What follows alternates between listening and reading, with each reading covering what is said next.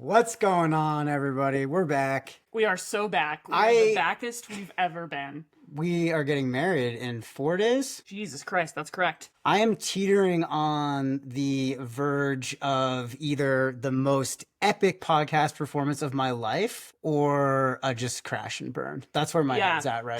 There's definitely a couple like graveyarded recordings where I just like started crying in the middle and I was like, we can't do this.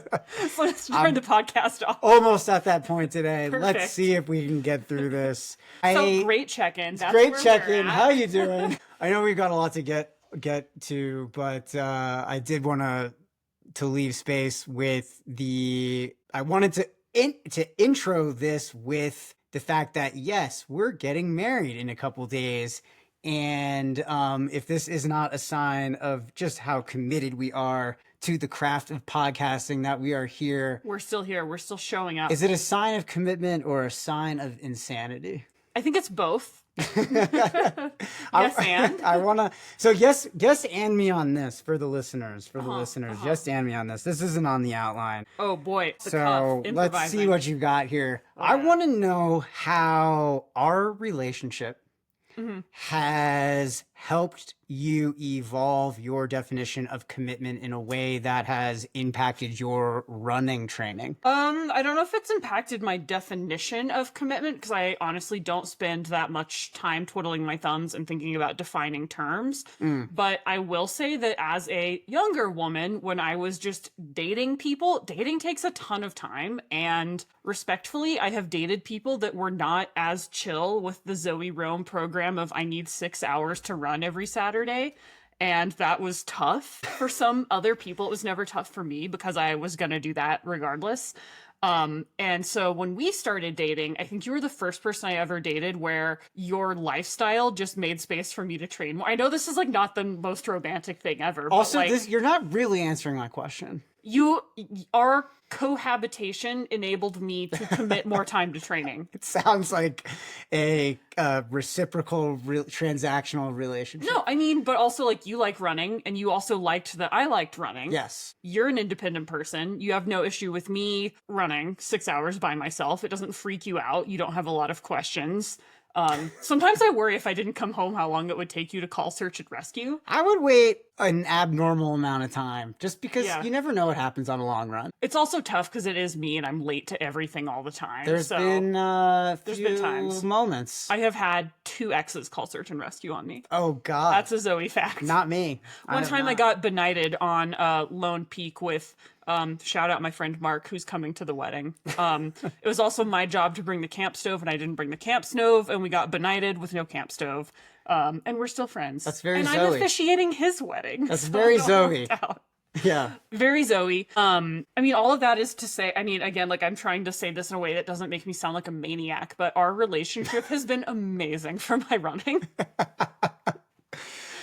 I mean, geez, if you're not a maniac. Is that what you were asking? No, I was asking about commitments. Asking about commitments. What does commitment mean to you? Have you explored the idea of commitment in the context of our relationship and seen that translate to your training? In terms of like how, like, do I put as much time and energy into the relationship as I do to the running? Or commitment is not necessarily about time and energy. I think commitment is not necessarily about like time spent doing something, although obviously relationships do take a lot of time to cultivate.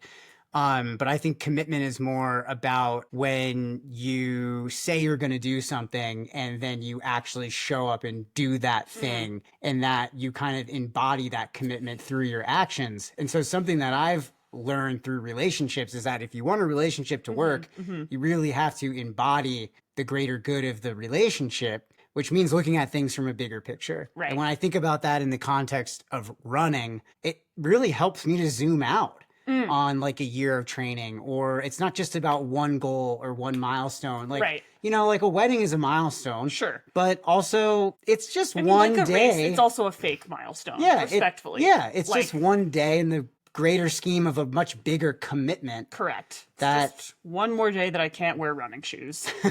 maybe my homework for you in the next 4 days is to think a little bit more about this. I mean, I just, I think for me, I'm not sitting around thinking about commitments. I'm out committing to things, Right.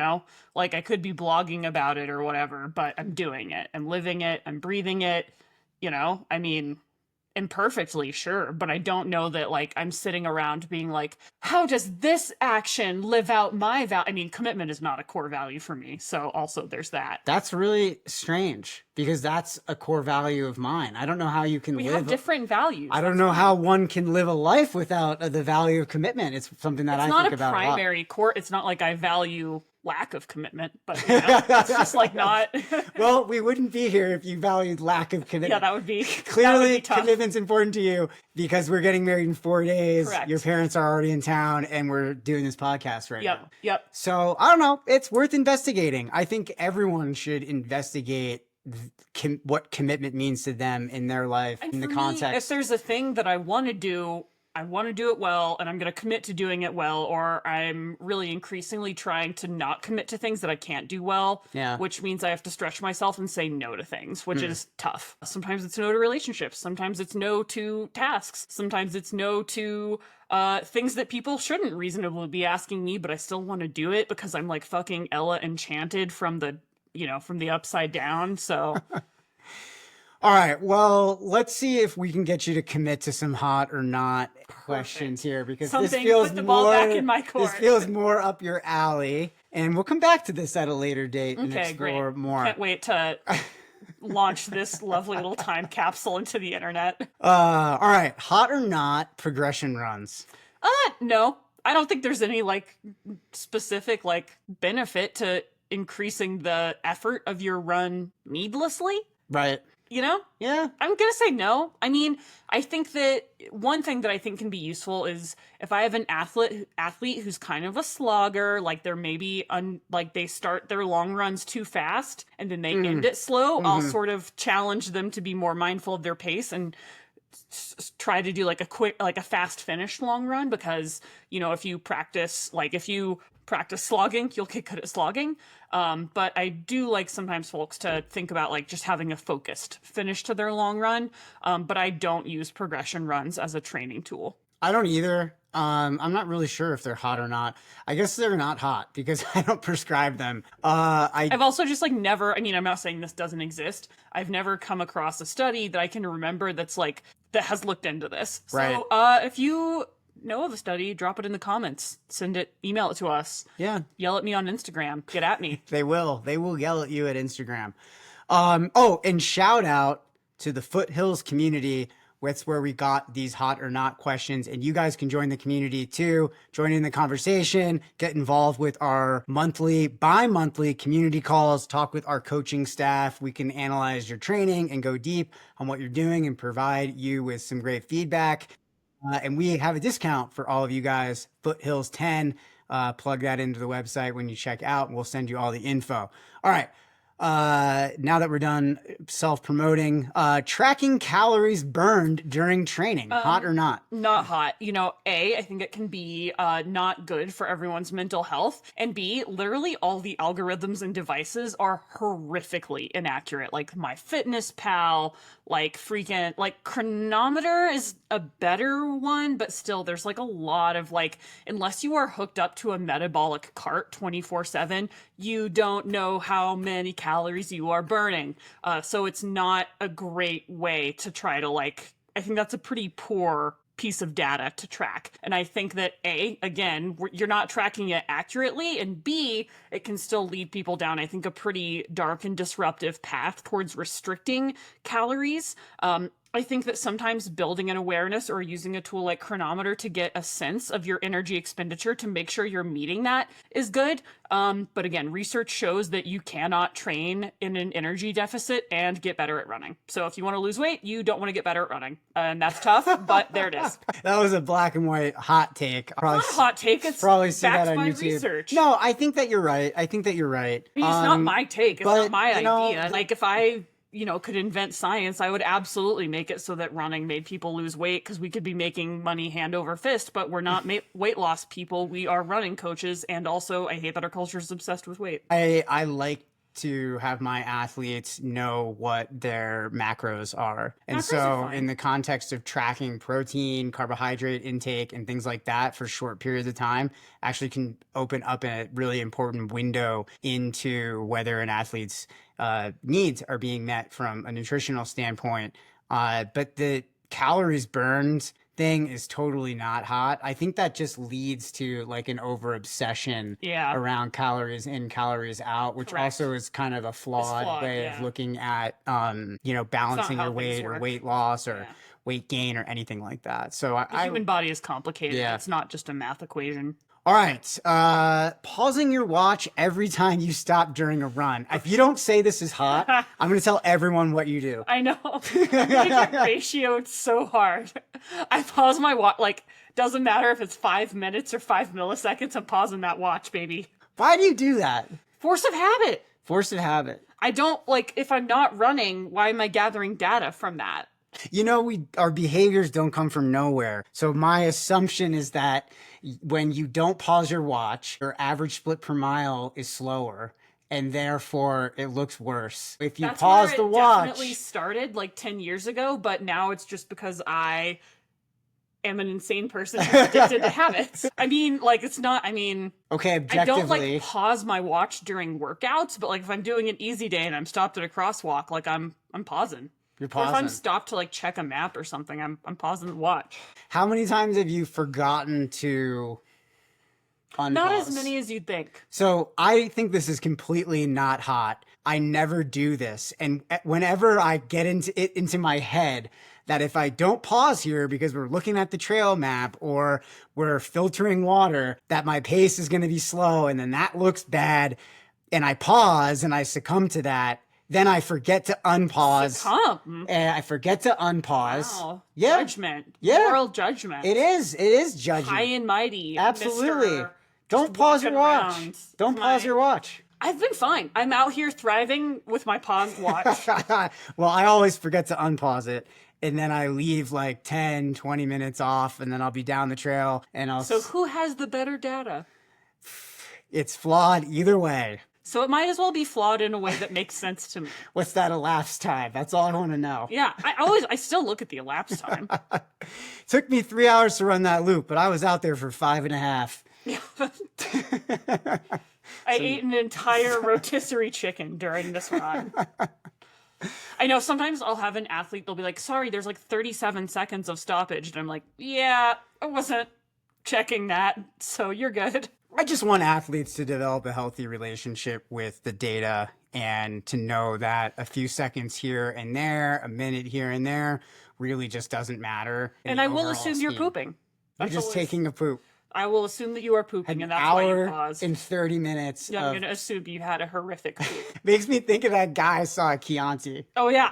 I don't think you told this story on the podcast. I wonder if he paused his watch. What you saw. I never pause during races, because that's not cool. That's not how it works. You don't pause during... No. Not to poop. Well, also, I don't poop during races. So I got to just share this with the people. I got to get this off my chest. This has been weighing me down for months and months. I don't know I can't remember how far into the race we were. But in Italy, the 75-mile UTMB Chianti. I went around the corner and it was raining. And I looked to my left because I thought I saw something out of the corner of my eye. And sure enough, there was a guy in the bushes with his pants down, eating a croissant and pooping at the exact same time. That's beautiful. This is etched into my memory. I'm going to have to go to therapy for this eventually. When your life flashes before your eyes, as you are getting ready to transcend to whatever's next, I hope that's the last thing that you see, feel, and experience again. Hot or not, I don't know. I guess Eating while pooping. It is a choice. It's a choice. It's efficient. No? I'm not here to shame. Not here to kink shame anyone. There is a lot of concern about the calories in, calories out at that moment. I do have concern about the hand washing, but that's top 5 hygiene concerns at that moment. Listen, I don't touch the charcuterie board at those events. Yeah, no. So I don't have anything to worry about. BYO snacks exclusively. All right, let's get into our listener question about strength training. Okay, this is there's some good stuff here. When you talk about and recommend weight training, you often talk about lifting quote unquote heavy. Heavy weights. What does this mean? When do you feel the weight, in the gym or on the run? Oh, great question. The context here. I've dropped my leg training weight substantially to a point I would never call heavy, but has been manageable. When I'm lifting heavy, I will use most of my available energy in a dozen sets and it would interfere with my running and I would never recover. I have been doing a type of RPE during the run for my weight lifting because that's where my performance goals are currently. I've been deadlifting and squatting with 185 pounds for sets of 10 to 15 and it just kind of feels ridiculous because it's well under half of what I'm used to working with and less than my bench. Even then, I have moved most of my work to more stable cable machines to cut down on systemic fatigue in my core. I think my brain is just broken from years of weight room thoughts. Oh, Wow, what a rich tapestry to unpack there. let's define heavy to start out here. Okay, I like this question because I think it really gets at something that a lot of endurance athletes wrestle with, right? Especially with folks that do come from like a weightlifting, gym, and fitness background, which is like the lifting for lifting's sake mindset, and shifting that towards a lifting for running performance mindset, which is that's the bias, that's the background certification and mindset I'm bringing to strength training for my athletes. So first, like you said, let's define terms. When we talk about lifting heavy for runners, we're not talking about 1-rep maxes or failure sets like you'd see in a bodybuilding or powerlifting program. In terms of heavy, in a running context, that means using a load that's challenging enough to stimulate strength adaptations. So typically something that you can lift for around 4 to 8 reps, but still with good form. You should be able to finish the set feeling like you could maybe squeeze out 1 or 2 more reps, but you're absolutely nowhere near total failure.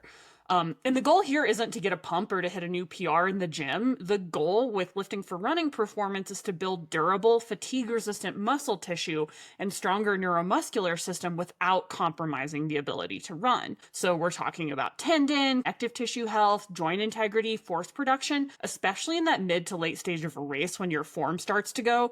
That's the stuff that's going to keep you moving really well. And I think an important distinction here is that lifting for strength or physique is designed to cause a lot of muscle damage and fatigue so that the body super compensates and grows back stronger or bigger, looking at the concept of hypertrophy. And that's totally great if your goal is aesthetics or maximum strength. But for runners, that kind of training will interfere with running economy, recovery, and consistency. So you don't need to be sore, like extremely sore, to get stronger. And in fact, persistent or chronic soreness can be a sign you overdid it and now your run is going to suffer. So when someone asks something like this and says that my weight feels light compared to what I used to do, I'd flip the script, and instead of asking is this heavy enough, ask does this support my running? Are you able to run with more control, fewer aches, and more power on the hills or descents? That's success, because we're not measuring success by how heavy are you lifting in the gym, because that's not where we're putting the goalpost. We're putting the goalpost on, is my running getting better? Am I training more effectively? Am I racing stronger? Right. And I think to the point about using RPE from running to guide your lifting, like that's awesome. That's a great instinct. And if you're leaving the gym with gas in the tank and you're not feeling trashed, and you're noticing that your running feels better and not worse, that absolutely means that you're doing it right. So we really want strength to show up on the trail and not in the mirror, right? And that's a big mindset shift for a lot of folks. And it takes time, especially if you've lived in the weight room for a while, but trust me on this, lighter loads lifted with intention can still equal massive gains, especially when it comes to performance and if they're aligned with what you're training for. So that's my 10 cents as a strength coach there. Nice. Yeah, I don't really want my athletes doing any strength training that's going to impact their ability to run. I would say that if you're not getting a little bit sore from maybe like if you're doing a max strength phase or a muscular development phase of strength, then likely you probably need to make a few adjustments. Like soreness can be a sign that you are overloading the system, which is going to lead to those adaptations that you were talking about. But if you're so sore that it's impacting your ability to run, especially from a neuromuscular perspective, then we've got a real big problem. Yeah. And I also really think that it's important to understand like the phases of strength that you go through that ideally match up with the phases of training that you're going through as well. And so like if you're lifting 185 pounds, 10 to 15 reps, multiple sets, what are we working on there? Yeah. Like, are we working on muscular endurance? Because if so, you're already doing a lot of that in your running. And so perhaps like you should lift heavier and do less reps, because like that's you're kind of doubling up on the same thing that you're already doing with running. Would you agree as a strength coach? Yeah, and again, like there's different, like your strength should be periodized to support your training specifically. If you're training for a 100-kilometer trail race, your strength should probably look different than if you're training for a 5K or if you're doing an aerobic base building phase. So it should all be specific, but again, like we're not going for like huge compound lifts in the gym. And like I've literally never lifted anything that weighed over 100 pounds. So. My gosh, today I was doing I'm in a quote unquote, max strength phase of training. And I love that because I hate strength work and it takes so much time and I know that it's supportive. So I do it. And, we were running out of weights over there and I was like putting on all your different vests and stuff to add more weight. I know. Well, it was so ineffective. I have a 40-pound weight vest that I use not for running, like a psycho. Serious. It's so big, like it is like too big for my little lady body. But it's but I need a 40-pound weight vest for like some reverse lunges that I do. And for like, sometimes I'll use it for step ups and like different things. Cause I like a weight vest for weight training, but like, it's like clearly just made for like a much larger man or maybe like an ox. You run in that too, don't you? I would not be. You do your recovery runs in that weight vest? I saw a guy running around town in a weight vest the other day and he was going chronically slow. It's a big thing in Hawaii. I saw a lot of dudes in Hawaii. Yeah, a lot of army adjacent brosifs into that. If only they knew how slow that makes them. The research isn't there. All right. Some research that it can help with bone density in women, but also running helps with bone density in women. That one's for free. Okay. Let's get into the main topic for the day, the top scientific DNF triggers. This is our deep dive into the science of DNFs. Yeah, we wanted to look at like what the research says about why people DNF. Like, why do people drop out of races, particularly ultras, just because there's more research on DNFs there that sort of made sense in the way that I'm presenting this argument.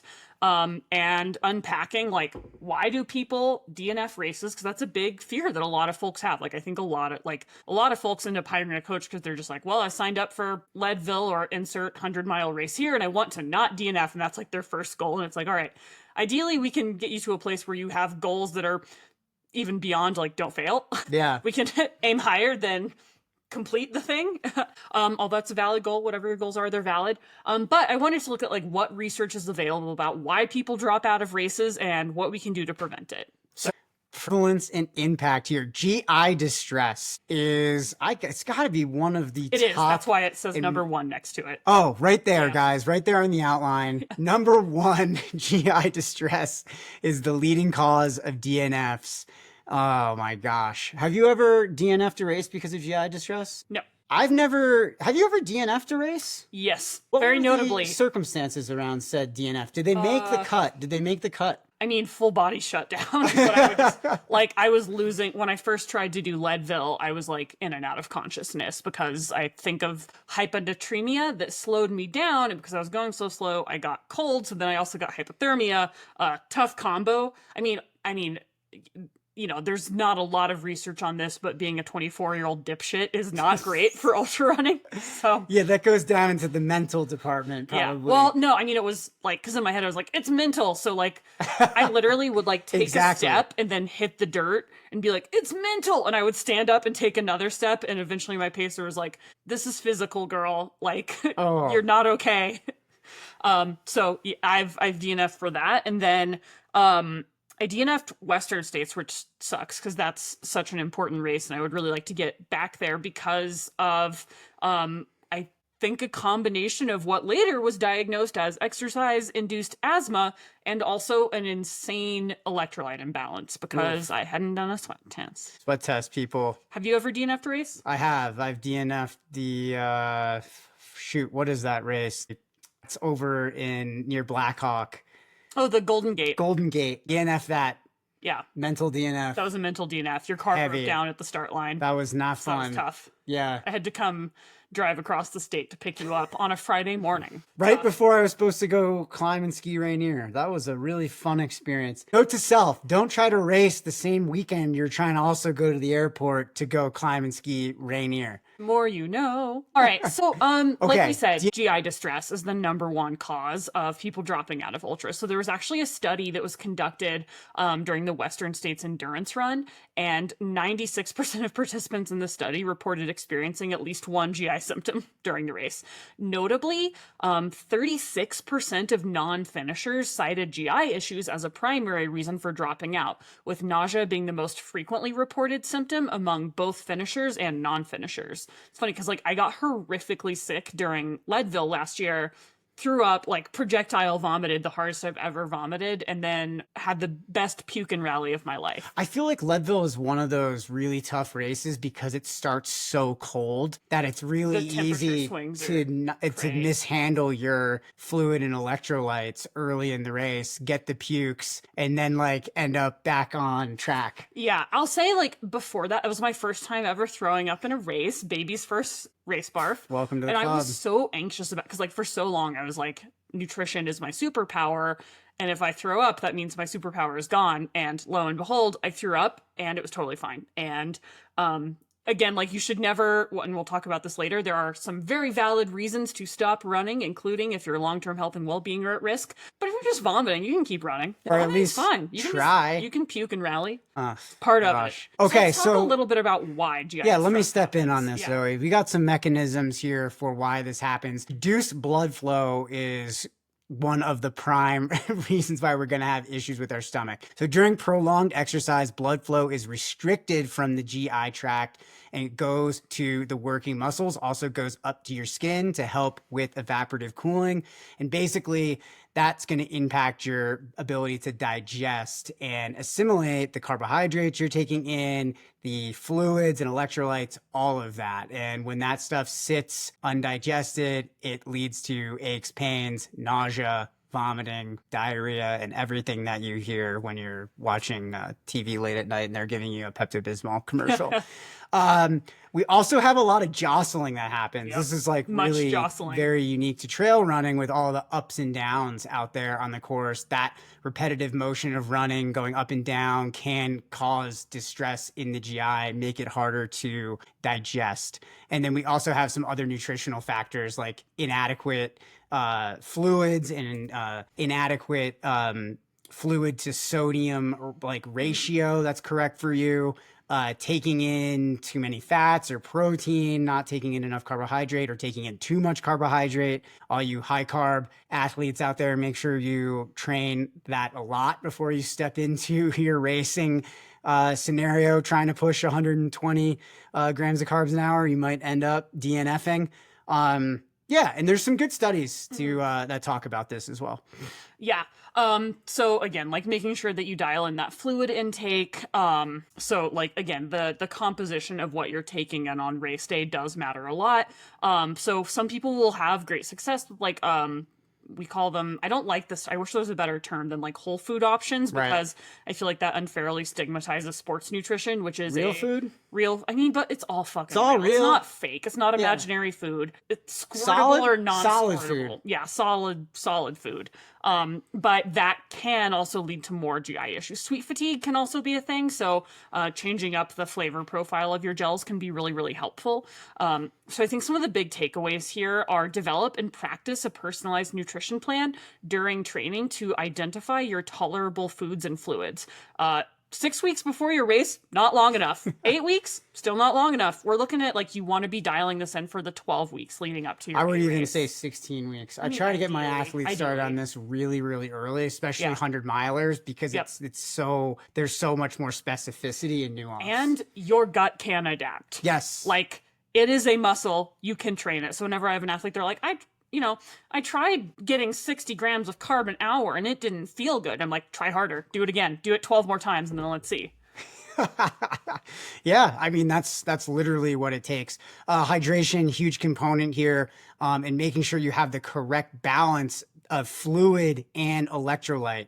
If that balance is off, if the concentration of your fluids going in don't have the correct amount of sodium, and that includes the sodium that comes from the foods that you're eating, gels, solid foods, etc., if that's not correct, then you can get very sick during these races. It's really important to pay attention to early signs of GI distress out there as well, and then adjust accordingly. And I think an important note here is like, don't try to make up for lost time. Yeah. Like if you get behind on hydration, don't try to overcompensate and drink a bunch. Or if you get behind on salt, don't overcompensate and take an entire bottle of salt pills. Yeah. Try to just pick up where you left off and get back on track. That's the biggest thing that I've really learned, because I've had issues with my fluid and electrolyte balance, and everyone remembers me throwing up a shit ton at Leadville a couple years ago.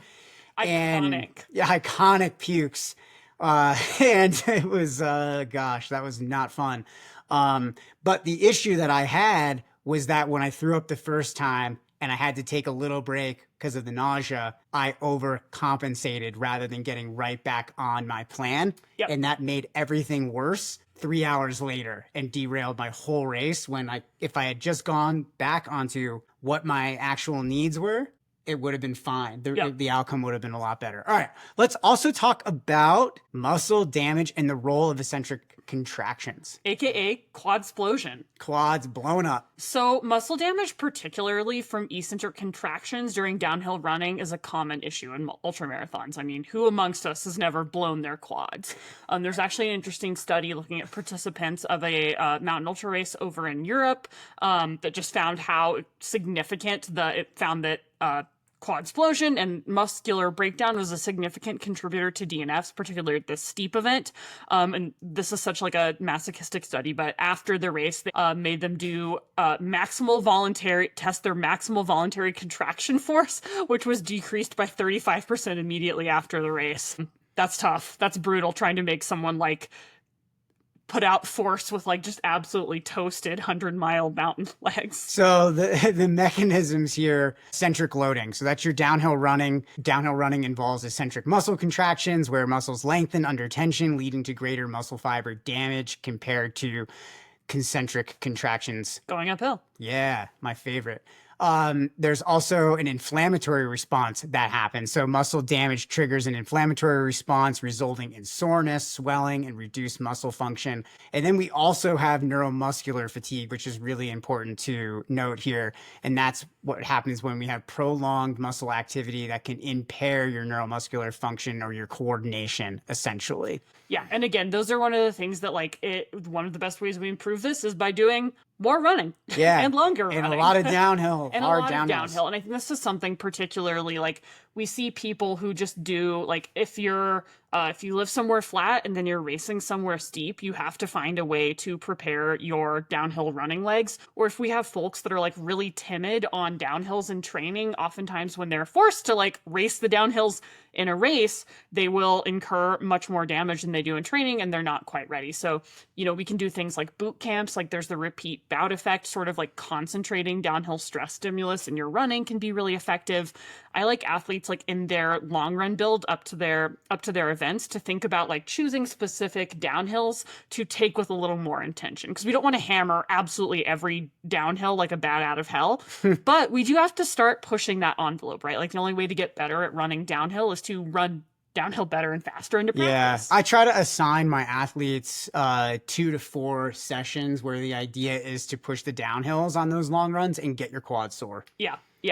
So I think some practical takeaways here are to incorporate downhill running and eccentric strength training into your regimen to build resilience. So things like backward stepping lunges, again, think about designing strength training that lengthens your muscle while under load.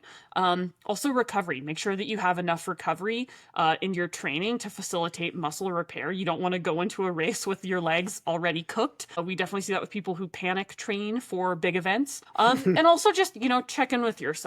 Be vigilant for signs of excessive muscle fatigue and adjust your training intensity accordingly. All right. Dehydration and electrolyte imbalance. The balancing act. Number 3 reason why people DNF. Mm-hmm. So prevalence and impact here. Maintaining fluid and electrolyte balance is crucial during ultramarathons. Really, marathons as well, any trail racing event, anything more than 90 minutes. A study on 161-kilometer ultramarathon finishers found that 6% developed exercise-associated hyponatremia, which is characterized by low blood sodium levels. This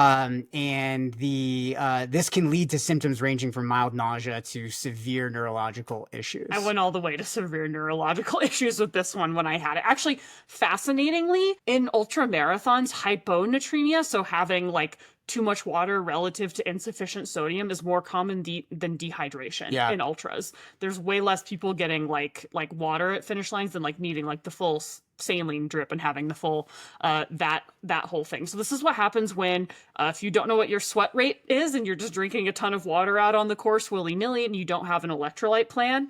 Again, usually people will run into GI distress before they fully get to hyponatremia. It is, again, possible and very common. And this is, again, why we really, really recommend having a specific hydration plan that is tailored to your specific sodium needs, because sodium needs are extremely individual, right? Like I have people on my roster who lose 200 milligrams of sodium an hour and 2000 milligrams of sodium an hour. Yeah. That is fucking insane. The research isn't quite up to date with like the practical implications of that. So if you're joining us for the first time and you don't hate us, hi, get your sweat tested. That is the only way to know what you need, other than trial and error. And having done the error side of this, it's not that fun. It's an expensive error. It sucks. You can just do a $150 test and like figure it out. Yeah. And if you're a member of the Foothills program at Microcosm, an athlete at all with our team, 20% off Levelin sweat testing, which is our go-to organization that will send you a sweat test in the mail. Get that incorporated into your weekly training. It's in and out the door and back in like 7 to 10 business days, and you've got your numbers and you know what to do. And it really helps to prevent the GI issues associated with electrolyte imbalance and all the other stuff that is much more risky, like hyponatremia. Yeah, and again, because it's not just dehydration, hyponatremia is more common at ultramarathons, but the way this works essentially is that prolonged exercise leads to significant fluid and sodium loss through your sweat, but excessive fluid intake without enough sodium dilutes the blood sodium levels, and that's what leads to hyponatremia. And that can also impair thermoregulation. So dehydration, so not getting enough water, impairs the body's ability to regulate temperature, and that increases the risk of heat-related illness. So I think the practical takeaways here are, again, have that hydration strategy and balance your fluid intake with electrolyte replacement, aiming for somewhere between 400 to 800 milliliters of fluid and 300 to 700, give or take 1,000 milligrams of sodium an hour. Again, tailored towards your individual sweat rates and environmental conditions. You're going to need more if you're at altitude. You're going to need more if it's hot. Yeah, I do think that the test is so key. I had an athlete for a long time who thought they were a heavy sweater. More sodium, having that distress, more sodium, stomach's not getting better take more sodium. And then eventually did the test. Turns out that they needed less than 200 milligrams of sodium an hour. Yeah. So if you don't know and you keep pouring sodium on the issue and more fluids on the issue, just know that the symptoms are the same on either end of that spectrum. So the test is always the best way to go. Yeah, super cool of our physiology to do that. Right? Come on. Way to go. All right, I feel like this one is all you, dude. Okay, mental fatigue, our invisible barrier out there. This is my favorite way to DNF. Is that why you brought this up? No, you always like talking about mental stuff. No, it's fun.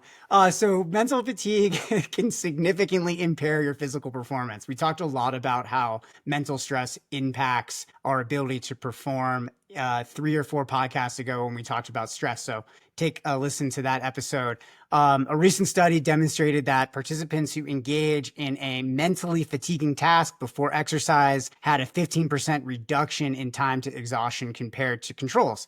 So this decline was attributed to increased perception of effort rather than physiological limitations. So there's just a really, really clear link between your perception of the stress that you're under and then also the task that you're doing.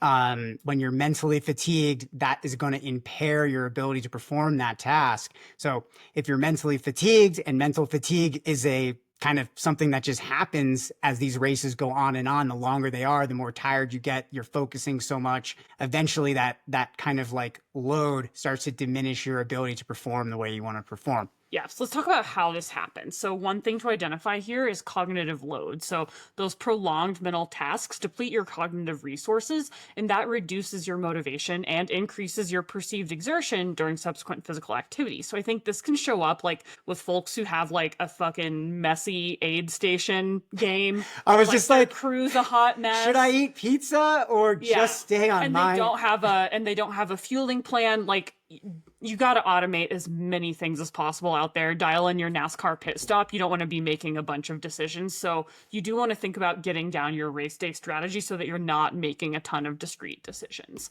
Because mental fatigue impairs your decision making and focus, which are crucial during complex and prolonged events like ultramarathons. So again, this is why with like things like if you get off your nutrition or hydration plan, also know that like cognitive impairment will make it more challenging for you to address that situation on the fly. So it's much better to like, again, like do the sweat test beforehand so you're not figuring the shit out at mile 70 of an ultra. And fatigue also affects your emotional control. So that can really lead.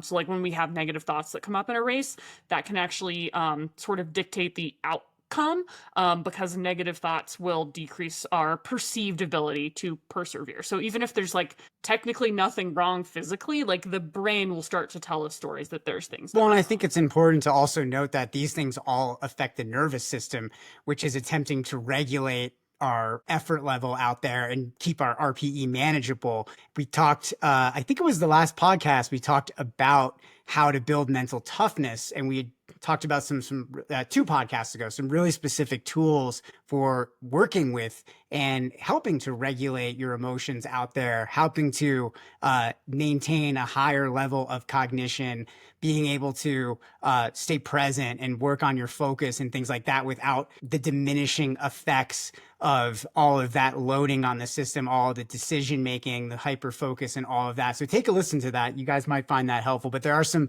other practical takeaways here. Rest is one of the most important ones. So prioritizing that as a part of your training, making sure you go into ultra marathons as fresh as possible. Something I always try to advocate for myself and for my athletes is attempting to take like the 1 or 2 days before your big race, like for your A race of the year, off of work. So you can really disconnect and recharge those mental batteries going into the day, knowing you need all of that to finish as best you can. Also, mental training, like I just talked about, there's some great strategies: visualization, mindfulness, self-talk, whether positive, motivational, compassionate.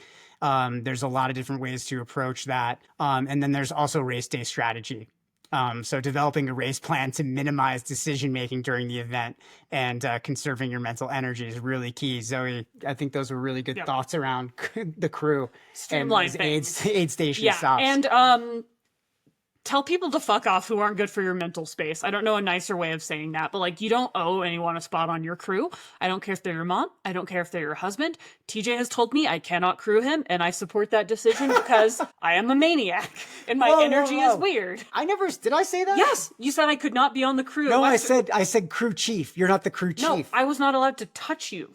You didn't during touch Western me? States. During I could Western only States? pace. Crewing. No only ice? You didn't ice me down? Nope, because I had that one time where I lost my shit about your hat. Oh, that And I did yelled happen at at Jordan. Western States. Yeah, Didn't yeah, the yeah. hat thing happen at Western Yeah, it did. States? Sorry, Jordan. Shout out, Jordan. No, there was an episode at Leadville too. Well, exactly. Oh gosh, it's so fun. I love it. And again, like, I support, you know. No, you're a So great pacer. If people have a weird energy, if they're like me, you know, like you don't need that. Get it out of there. You're a great pacer though. I'm a great pacer. I can run. I just can't. I have no chill. So I have like a vestigial sort of like, I can't not be hyper competitive, even if like I'm not doing anything. So the 5th most common reason for DNFs and ultras is pacing errors. And a lot of times people just starting too fast. So a lot of folks, pretty newer people, will start at an unsustainable pace that can lead to early fatigue and increased risk of DNF. Something that I find interesting anecdotally as a coach is that women, when they run ultras, tend to be like, oh, it's my first time, I'm going to be super conservative. And they go, so easy. maybe too easy. And then they get to the last 10 miles and they're like, oh no, I've been in cruise control. Whereas men are like, it's my first ultra, I'm basically Jim Walmsley. And then they go balls to the wall. That's just an observation I have, but gender aside, self-awareness is key here. If you know you tend to be overly conservative, take that into account when thinking about your strategy. If you know that you tend to be a dumbass, take that into account when finessing your strategy. So there's not a ton of specific studies on pacing errors. There was some really interesting research, again, comparing the pacing, and this is from like 5 years ago, of men and women at Western states. And it's sort of come together, but like historically, women, again, were smarter at pacing. So you saw a lot more like steady pacing strategies at Western states, whereas historically men were just like balls to the wall and they either sent it or they DNF'd. Whereas like actually now, especially with the rate at which female ultra running is getting so much more competitive, we're definitely seeing much more explosive and aggressive performances from women, and men pacing a bit more intelligently as well. Although still, like, there's still a lot of gut involved. Shout out Rod Farvard. Yeah. So some mechanisms here. Glycogen depletion is a really big one.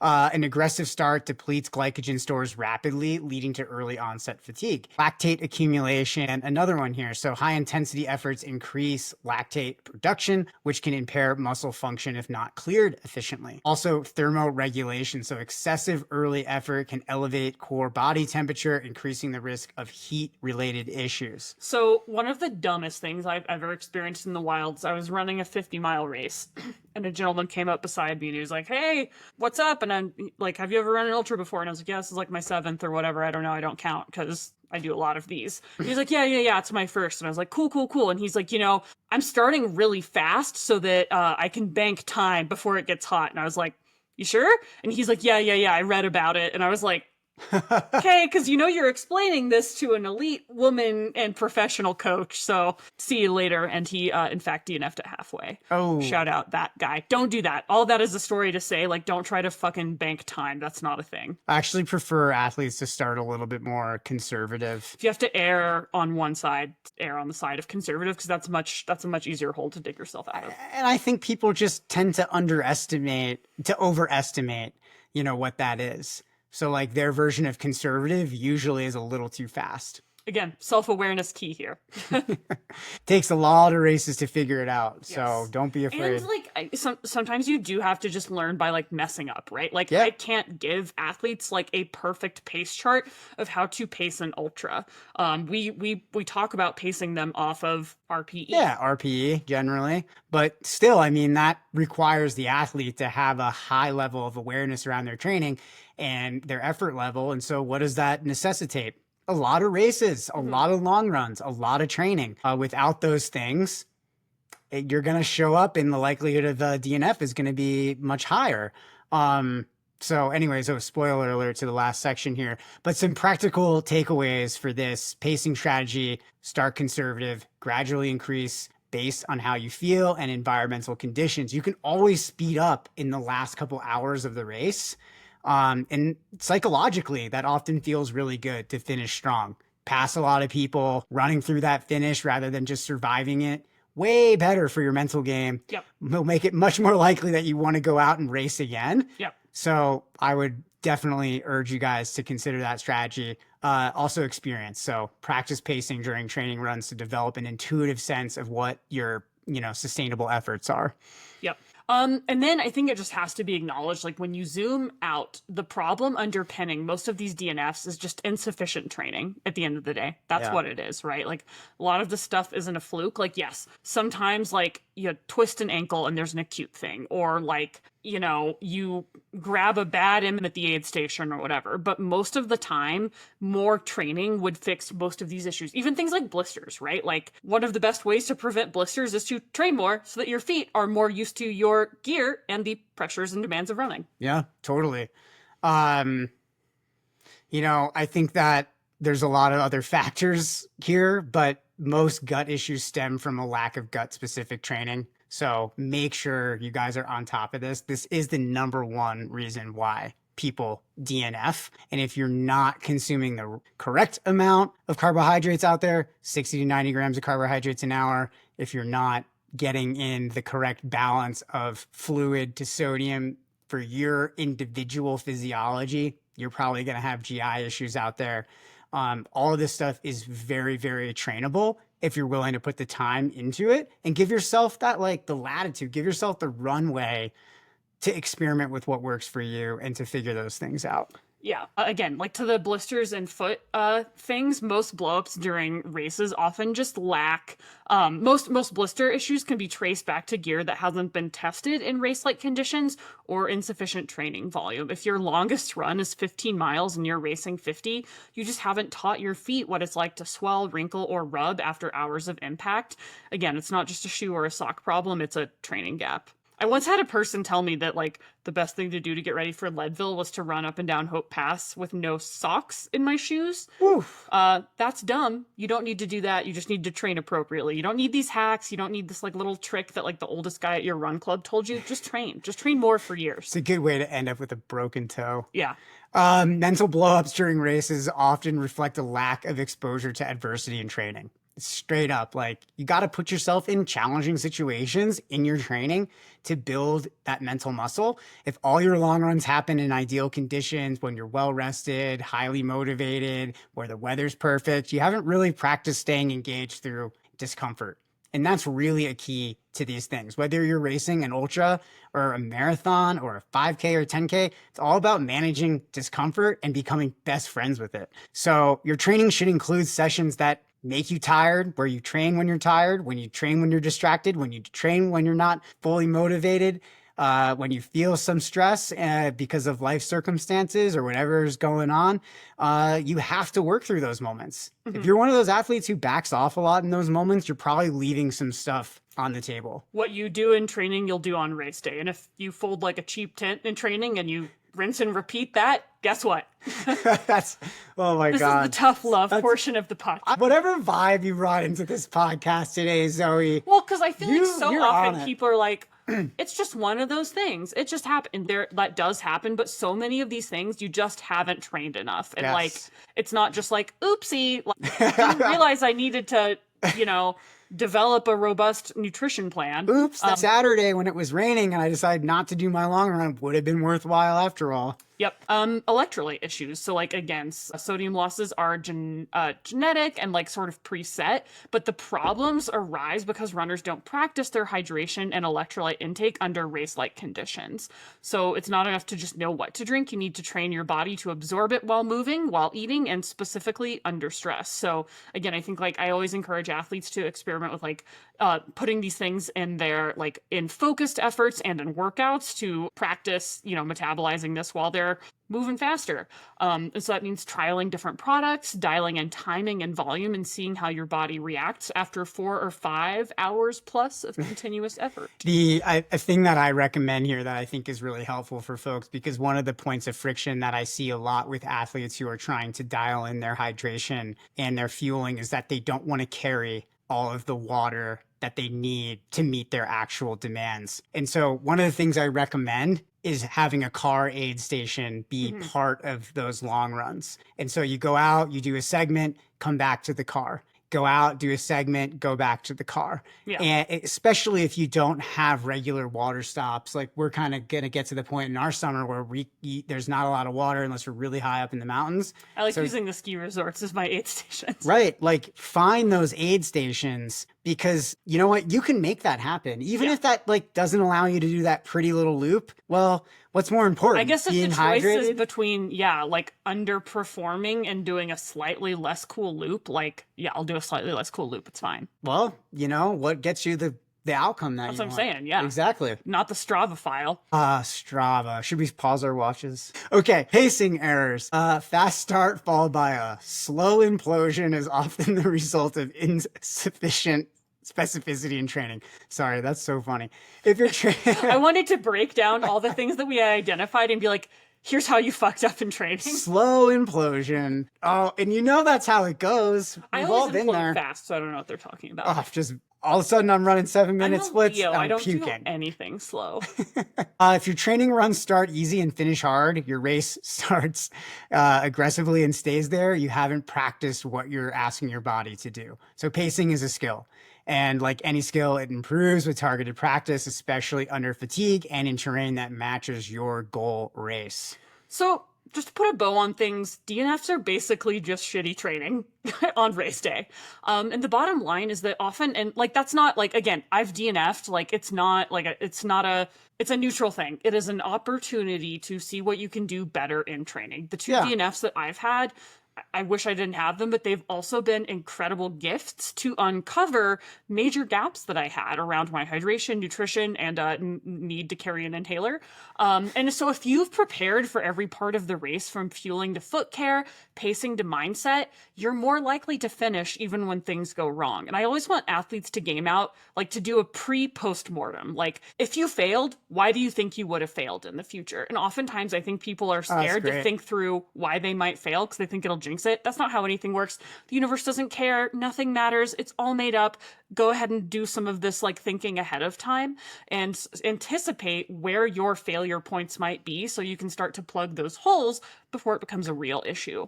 Because finishing an ultramarathon just isn't about hoping that everything goes right. It's about preparing thoroughly enough that you know exactly how you're going to respond even when it does it, and then getting good at improvising on the rest. Yes. Well, thanks, guys. Hope you found this helpful.